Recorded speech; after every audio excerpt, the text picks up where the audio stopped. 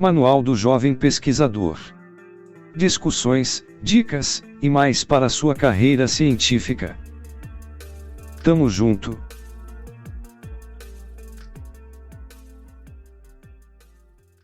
Olá! Hoje a gente vai mergulhar numa história, olha, que talvez não seja tão incomum assim no mundo da pesquisa, infelizmente. É sobre uma colaboração científica que, sabe, começou com tudo para dar certo, mas acabou muito mal. Em traição mesmo e numa briga pessoal bem longa. A gente está se baseando num relato forte publicado na Science, pelo Sorin M.S. Kramer. A fonte é esse testemunho dele mesmo. Ele conta em detalhes, assim, a dor que foi ter o trabalho meio que apropriado por colegas. E o que é mais interessante para nós, o caminho que ele achou para se reerguer, sabe? E para repensar o jeito de colaborar. O ponto de partida é algo até comum, né? Um pesquisador recebe aquele e-mail, um e-mail de rejeição de um artigo. Acontece. Só que aí, na conversa com os coautores, para ver os próximos passos, para decidir, e agora, ele descobre uma coisa, sim, chocante, que muda tudo. Então a nossa ideia aqui é explorar essa jornada, que foi bem difícil para ele, entender o que estava em jogo ali. E, principalmente, sabe, tirar umas lições práticas. Como é que a gente pode construir parcerias mais seguras, seja na academia ou em qualquer pesquisa? Ok, vamos desvendar isso. Olha, a cena inicial já é tensa. Ele recebe a rejeição, marca uma chamada tipo Zoom com os dois coautores. O plano parecia simples. Vamos escolher outra revista, né? Tentar de novo. Aí eles sugerem um nome, um periódico específico, e a resposta que vem, nossa, não é um debate, sabe? É uma parede, oposição total quase agressiva. E o porquê dessa reação toda é que deixa ele sem chão. Os coautores revelam que já tinham submetido um outro artigo, tinha acabado de sugerir. Não acredito. Ele até sabia que eles tinham um projeto paralelo rolando, mas, assim, não fazia ideia de que esse outro artigo tinha mudado tanto, que tinha sido reescrito a ponto de ficar assustadoramente parecido com o trabalho que ele liderava, que era baseado na ideia original dele. Dá pra sentir o baque, né? A reação imediata dele foi raiva, uma sensação profunda de traição, sabe? Claro, imagina. Aquele projeto era filho dele, pô. Uma ideia que ele estava ali, desenvolvendo há quase 3 anos. Foi como se tivessem puxado o tapete dele, sabe? A sensação de ter tido o trabalho roubado. Assim, na cara dura. E é interessante a gente entender um pouco o contexto desse pesquisador, né? Ele conta que veio da área de negócios, de gestão, e que no começo da carreira ele ralou muito para conseguir publicar. Se sentia meio um peixe fora d'água, sabe? Um outsider, como ele diz, nesse campo específico de estudos de gestão.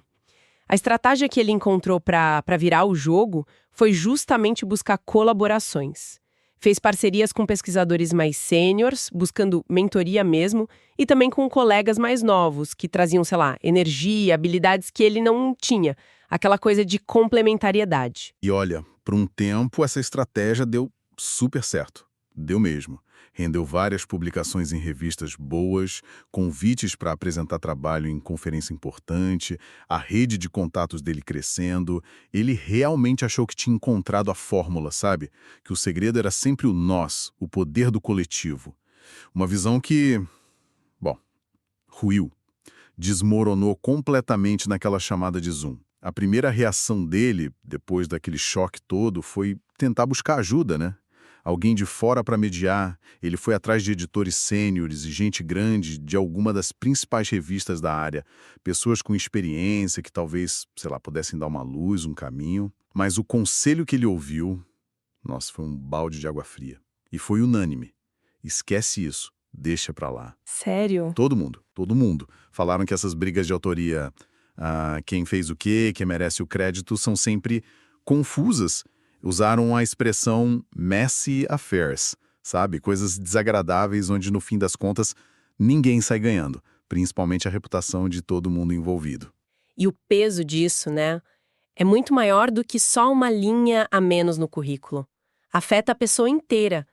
Ele descreve um período, assim, de impotência total. A saúde começou a cobrar um preço alto, especialmente a saúde mental. Insônia, dificuldade de concentração que impedia ele de tocar outros projetos, sabe? Até dificuldade de curtir o tempo com a família. Nossa. É um lembrete bem doloroso de como essas feridas profissionais, essa quebra de confiança, podem vazar para todas as áreas da vida da gente. Mostra uma vulnerabilidade que muitas vezes a gente tenta esconder nesse ambiente competitivo da academia, né? Mas olha que interessante. Apesar de todo mundo falar larga a mão, segue em frente, algo dentro dele não deixou. Ele decidiu que não ia aceitar aquilo passivamente. Resolveu lutar pelo que achava certo, mesmo sem saber direito como. O primeiro passo foi ir direto na fonte. Contatou a revista onde o artigo dos ex-coautores estava lá sobre revisão. Escreveu, explicou a situação toda, a sobreposição, a origem da ideia, tudo. O resultado foi meio ambíguo. O artigo deles acabou sendo rejeitado sim, o que foi um alívio para ele, claro, mas a justificativa oficial da revista não tocou na questão ética. Falou só das recomendações dos revisores anônimos sobre o mérito científico. Ou seja, a questão da má conduta ficou ali, sem resposta, no ar. Mas ele não parou aí. Tentou outras frentes. Procurou os comitês de ética, os responsáveis por isso na universidade dele e na de um dos coautores. E o padrão foi frustrante. As pessoas ouviam com atenção, demonstravam até uma certa simpatia no início, mas a conclusão era sempre a mesma. Olha, isso é muito complicado. Disputa de autoria é um vespeiro. É melhor deixar quieto. Ninguém vai ganhar nada com isso. Parecia um medo institucional de se meter, sabe? Um receio de comprar briga, talvez. Exato. Até as associações profissionais da área, que todos pertenciam, se esquivaram. Deram uma desculpa de que a afiliação deles era esporádica. E o pior, outros pesquisadores, gente que colaborava com ele e com os traidores em outros projetos, preferiram ficar neutros, não quiseram se envolver.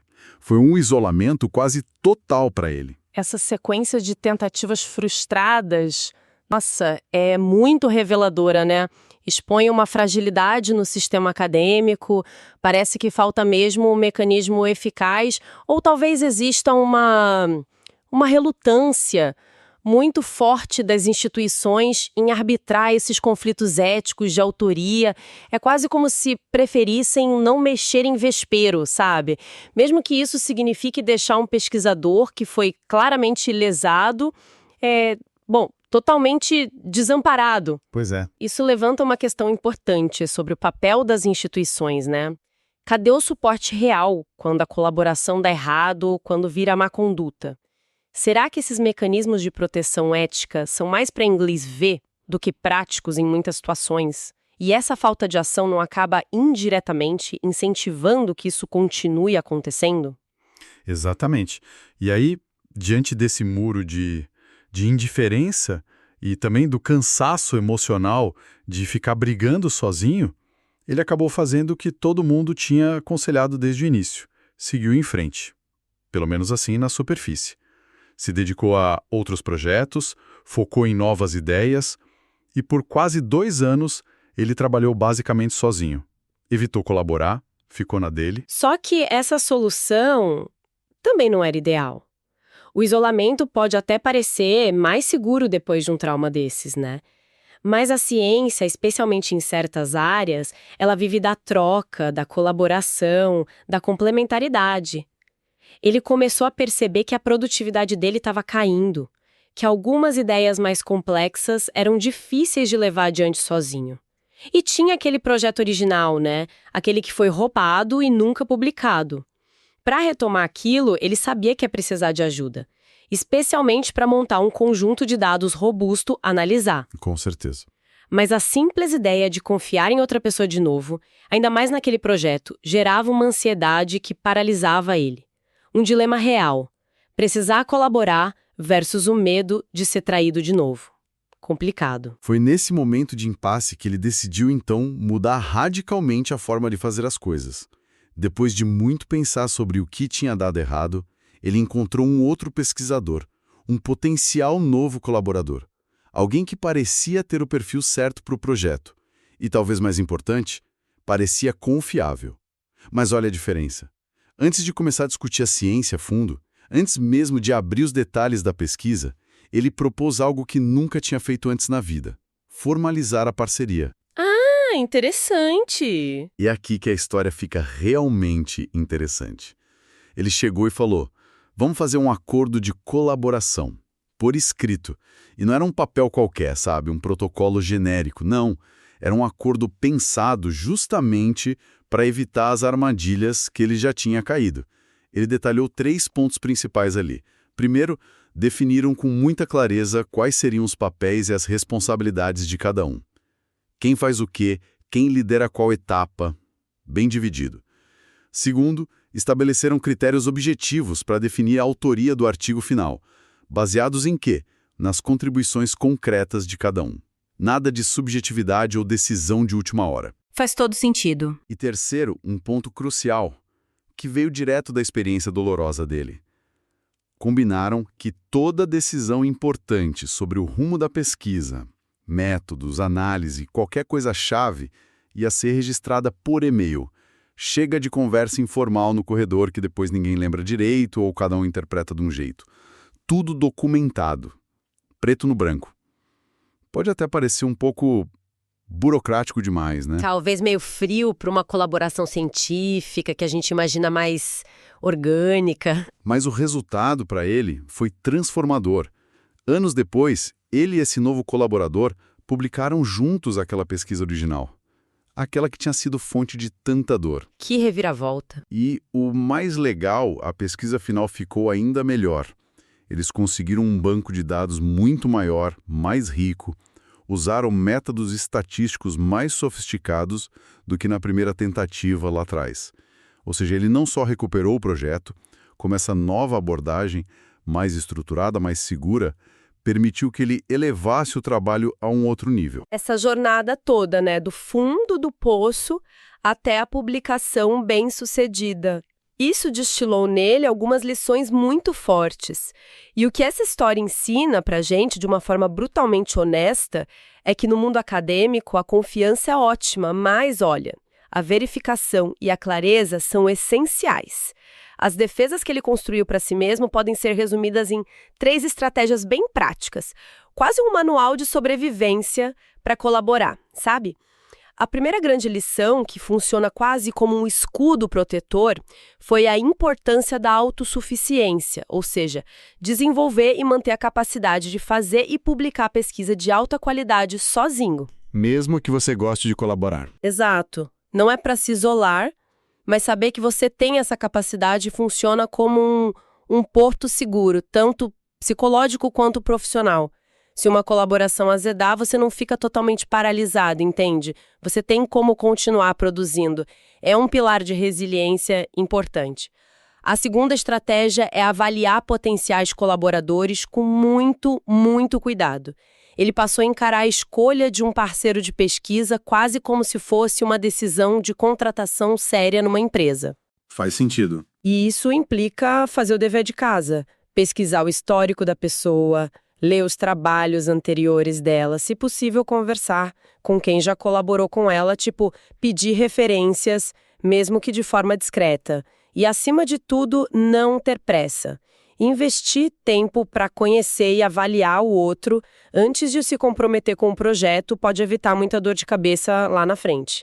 E a terceira lição, talvez a mais pragmática, né, e que ataca diretamente o problema que ele viveu. Proteja-se sempre através da formalização. O que isso quer dizer?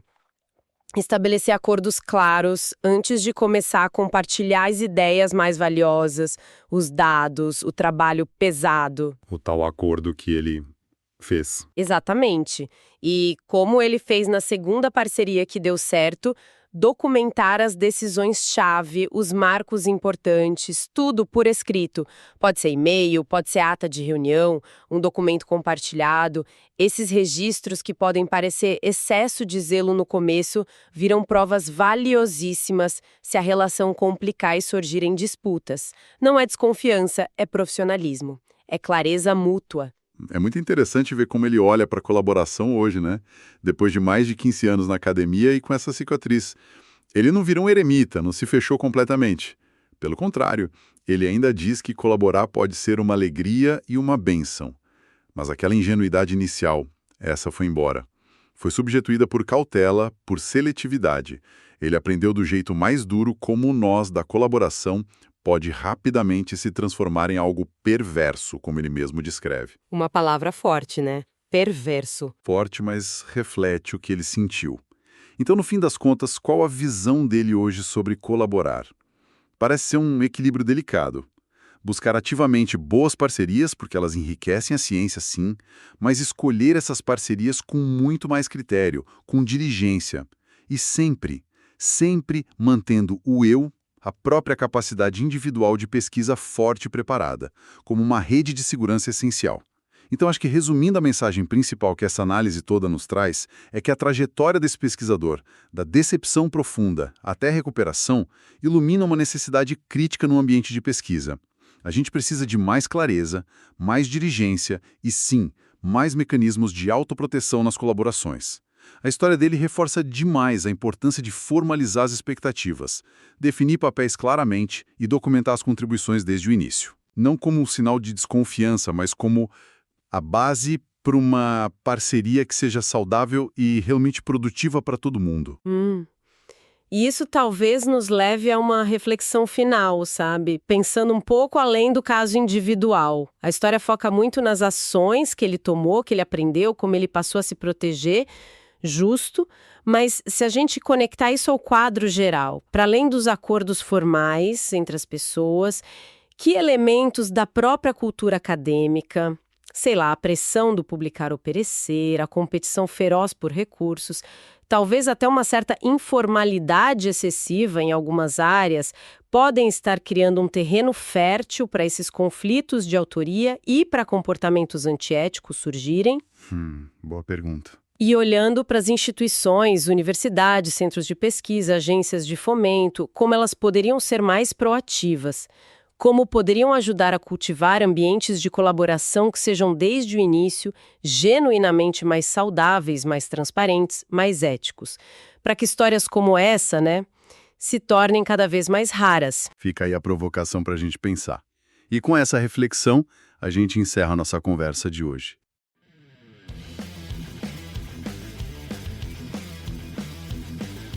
Gostaria de oferecer seu suporte. Compre nosso e-book na Amazon, nosso curso na Udemy, ou Buy Me a Coffee.